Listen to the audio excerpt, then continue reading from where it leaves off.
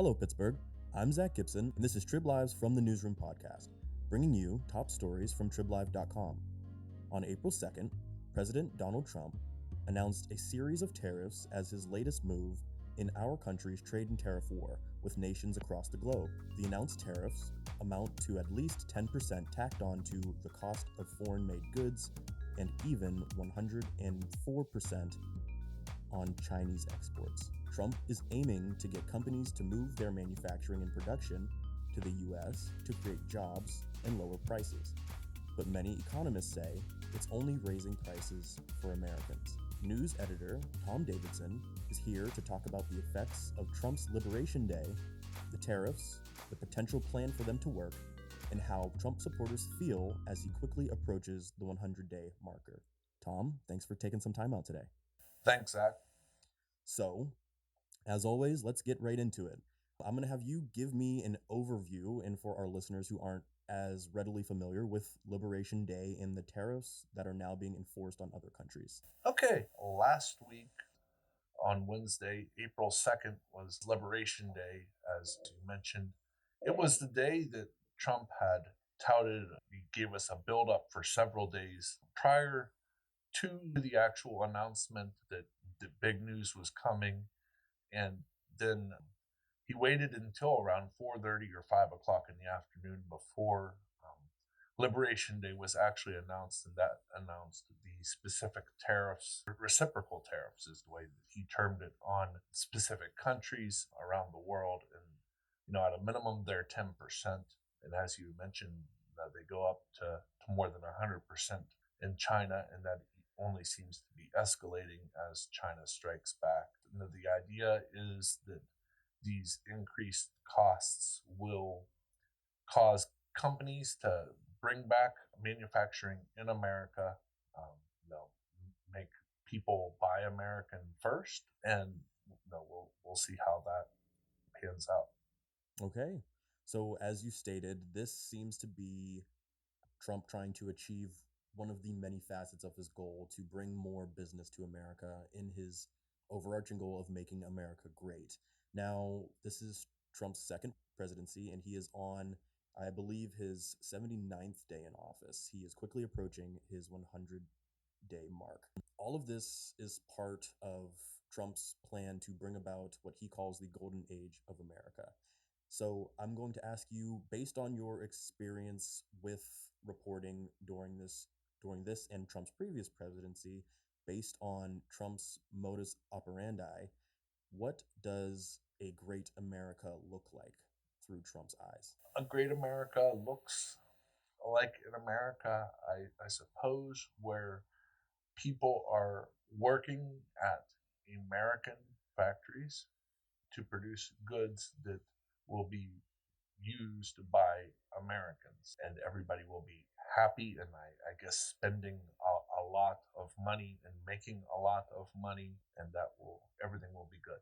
Okay. Now that is more the president's characterizations and not mine, but yeah, that's what an America will look like, and this will all be done by Americans that are multi-generational from America. Going through some of the different facets that we've seen through the Trump administration, in addition to these tariffs, the Trump administration as a whole has really started to crack down on immigration, the situations at the border, and reshaping what it means to migrate and immigrate to this country. There has also been many different conversations about the disillusion of DEI for marginalized peoples in the course of trying to now establish what is known as a merit-based system, foregoing equitable legislation for strictly merit and qualification-based in different hiring, education, and historical practices.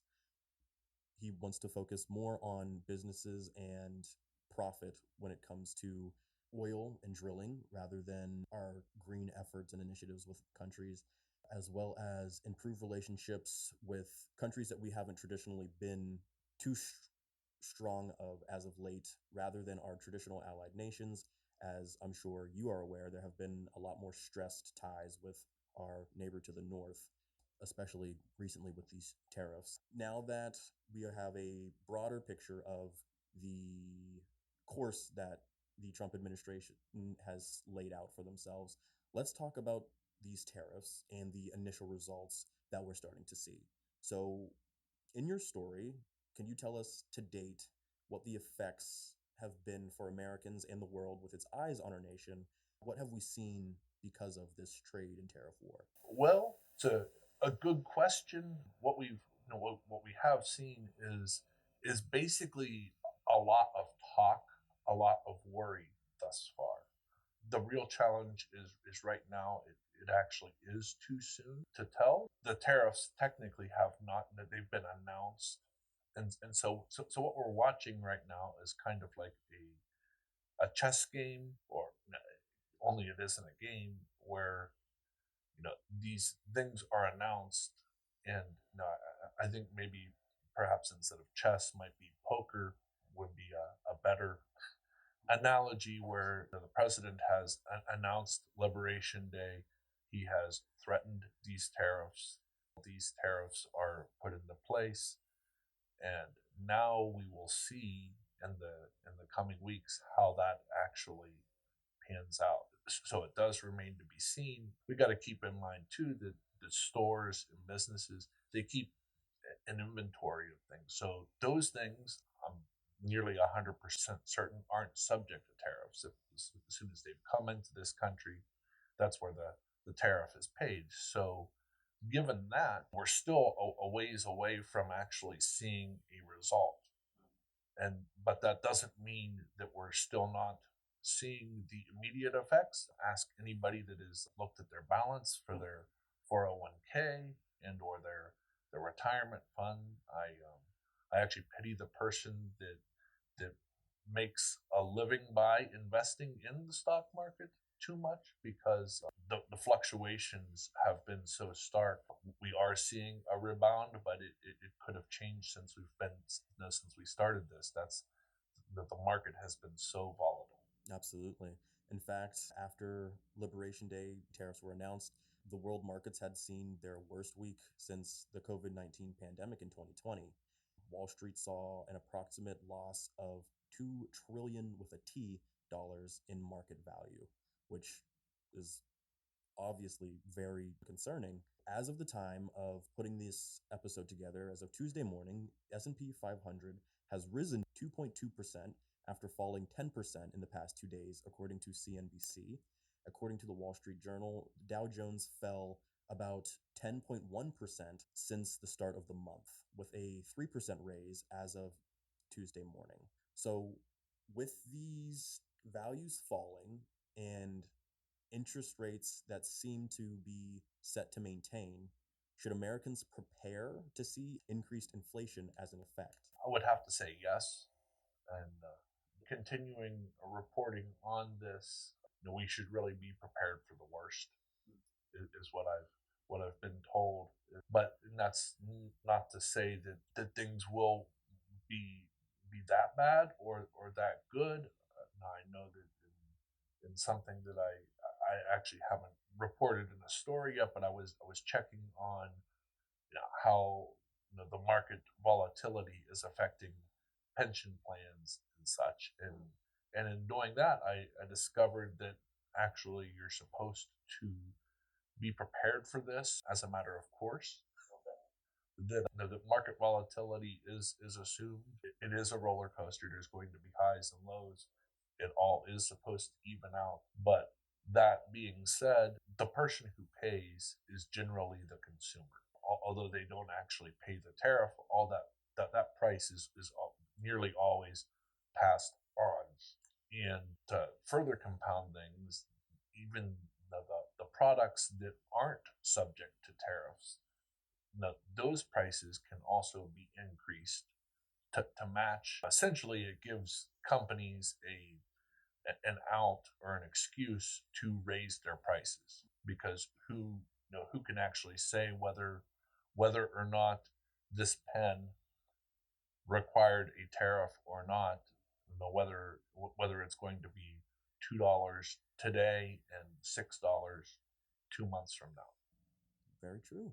And the Federal Reserve Chairman, Jerome Powell, seems to agree with that. He suggested Friday that interest rates will remain unchanged because the tariffs and their likely economic and inflationary impacts are, quote, significantly larger than expected and are highly likely to lead to at least a temporary rise in inflation. Now, let's take some examples. Let's see an applied effect here of this market tension of Trump's overall goal of moving production back to the US. So, just doing some research after reading your story, I found two conversations, I'll say, that I found interesting. First is a Reuters report that estimated the price of a domestically manufactured iPhone, and they found that it would cost about 43% more, or $2,300, due to Trump's tariff policy. The cheapest of the latest iPhone 16 model was launched in the US with a sticker price of $799, but it could cost as much as $1,142 per calculations based on projections from the analysts at the Rosenblatt Securities. They say that the cost could rise by 43% to cover the tariffs if Apple is able to pass that on to consumers. Now, obviously, that $2,300 is a very stark price that I'm sure I wouldn't be paying for an iPhone. It's just too expensive for something like that. And I think many Americans would start to switch to different options. But that last part, if Apple is able to pass on that tariff cover to consumers, does that seem to be likely as the strategy for many companies? From talking with the experts, that those costs will be passed on to the consumers. That is not to say that the consumers, we can really test capitalism here. As this plays out, that's something that will be very interesting to watch, is the democratic process and the way that capitalism is supposed to work in a free economy is really going to be tested, because in the specific example with the iPhone, if people don't buy iPhones, it's going to be bad news for Apple. But if people will pay that $2,300, I'm certain that Apple's probably going to be wondering, well, I wonder if they'll pay $3,000. So that's where it's going to be interesting. And it's also going to just require some restraint, because as Americans, we want what we want, and we're willing to pay for it no matter what. And so it's kind of like, are we going to be like children who want what they want and won't say no, or are we going to be the adults in the room and say, look, this is too much money.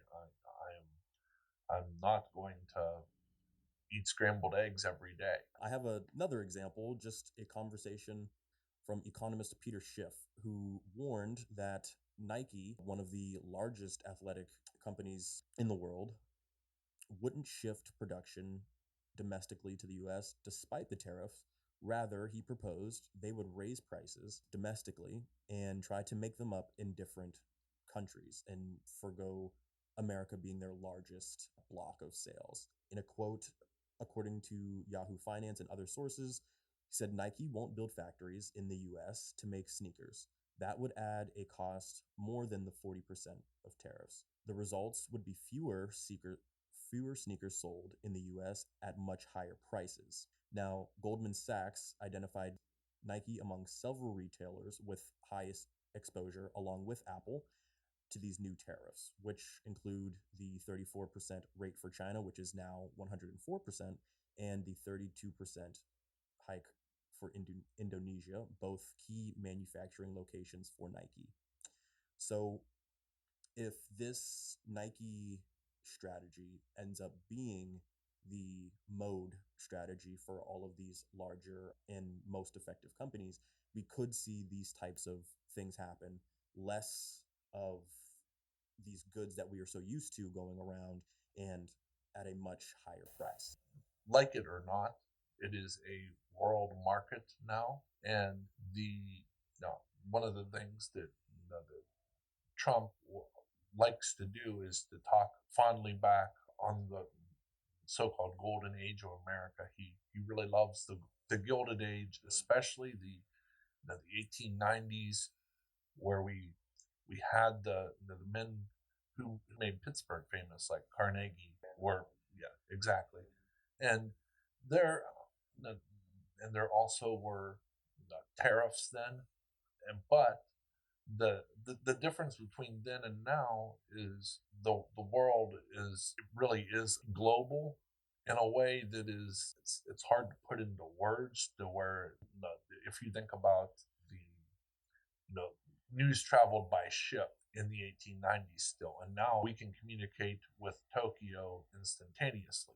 Americans aren't the only big consumers. We're not the only ones that want to buy iPhones. We're not the only ones that want Nike sneakers. You can buy Nike sneakers in South Africa. You can buy Nike sneakers in Europe. The kids in Italy want to wear the latest fashions too. So you know, so we're not just we're not the only marketplace for these global manufacturers. And if we're putting these tariffs on the places that have freer trade, places even like the European Union where that's set up so that that there are decreased barriers. What's to stop a company like BMW from saying, well, we're just we're happy manufacturing our vehicles and selling to the European community. Now, all of this is a lot of information for Americans to have to process in seemingly a pretty short amount of time, just the last 3 months, really. So, as a large part of your story, you set out to see how those who voted for or supported President Trump throughout the election feel as of late, given all of the things, the potential stressors that Americans are facing. So tell me about your interview process when you set out to talk to these subjects. What did you really set out to find?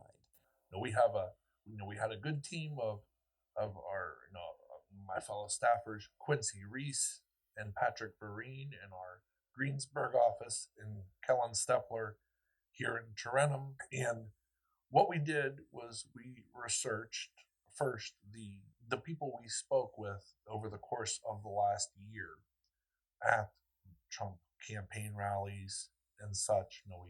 We had extensive coverage of that because we were such an important part of the election results this year. That so we took those people and so we had spoke to people at these campaign rallies and such, and found them again and kind of like took their temperature again. These were people who we knew supported Trump, and we wanted to see, do you still support him now? Now, the answer was overwhelmingly yes, and it's really just stark.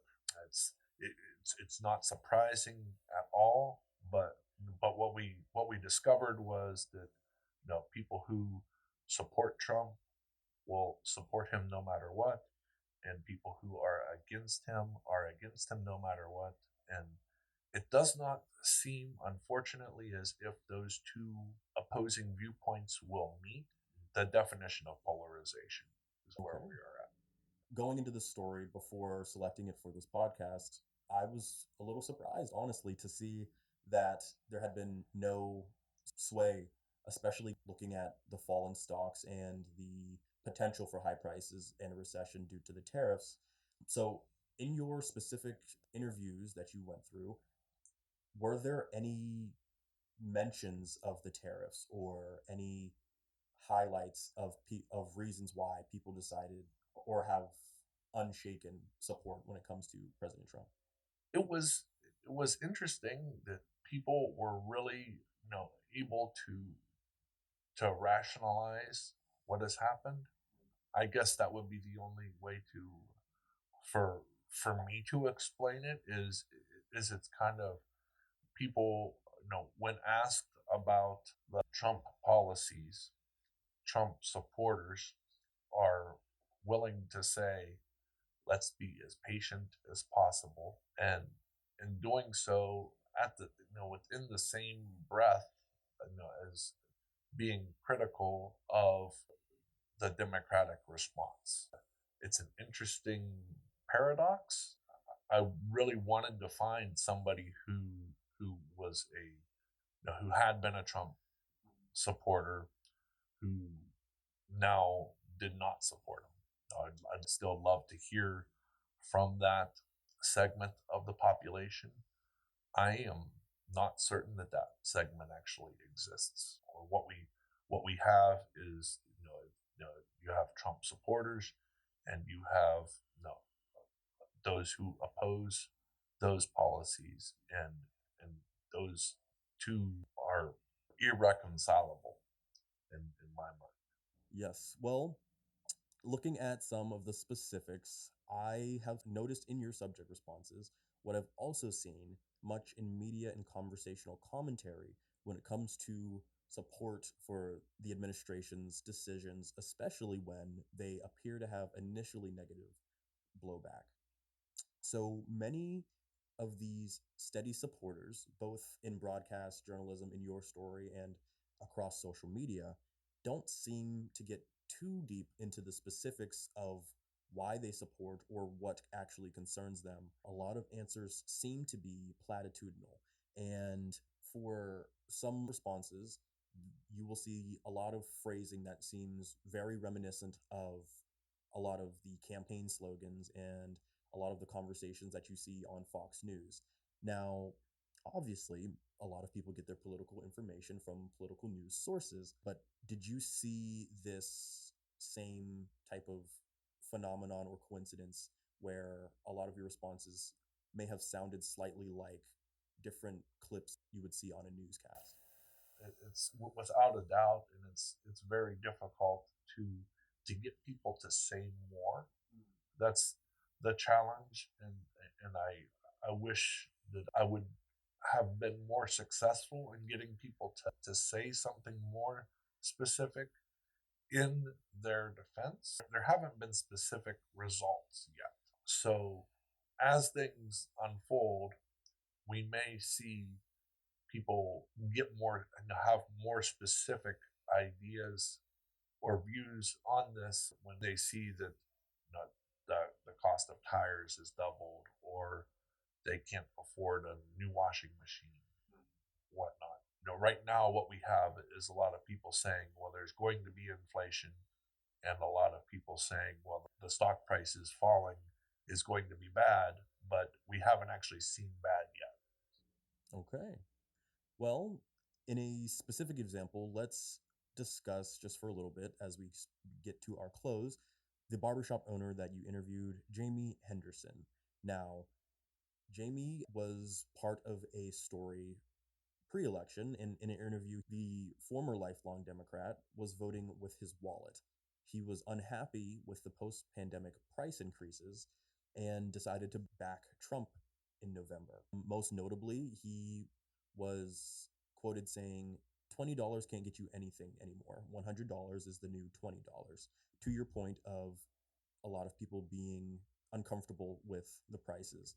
You interviewed him for this story. What did he have to say when it came to inflation and prices now? He reiterated the line of we've got to give it time. He also was supportive of the fact that he wanted to see manufacturing come back to this country. One of the quotes, and I used it in the story, was that things needed to change, and it does seem that's what Jamie Henderson said, and it does seem as if that's that people wanted this chaos, this kind of like breaking the system beyond the tariffs.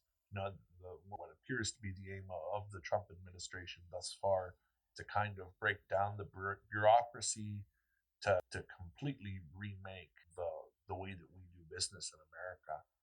And people wanted that change, and they're getting it. It remains to be seen whether this is a breakdown of the system, or whether this is an improvement of it, or what's actually going to happen next? That is the big question. Okay. Well, Tom, thank you for taking some time out today to take an informative look at this topic that affects businesses, Americans, and the world market alike. Thanks, Zach. Thanks for joining. If you enjoyed this week's episode, share the podcast to help keep Western PA locally informed with insightful discussion and the latest news from your area. It's an easy way to spread the word, and it helps our podcast reach more people like you. Don't forget to follow us on Spotify and turn on episode notifications so you never miss new content. Once again, I'm Zach Gibson, and this is From the Newsroom.